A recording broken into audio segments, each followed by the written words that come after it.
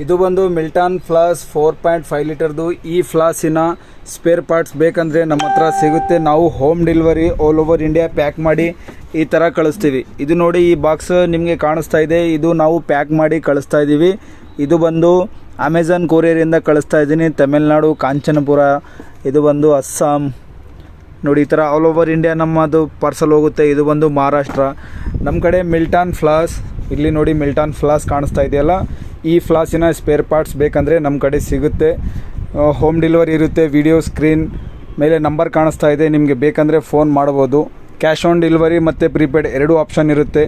ನಮ್ಮ ಕಡೆ ಈ ಫ್ಲಾಸಿನ ಎಲ್ಲ ಸ್ಪೇರ್ ಪಾರ್ಟ್ಸ್ ಸಿಗುತ್ತೆ, ಮತ್ತು ಹೊಸ ಫ್ಲಾಸ್ ಬೇಕಂದರೂ ನಿಮಗೆ ಸಿಗುತ್ತೆ. ಈ ಥರ ಪ್ಯಾಕಿಂಗ್ ಮಾಡಿ ಕಳಿಸ್ತೀವಿ.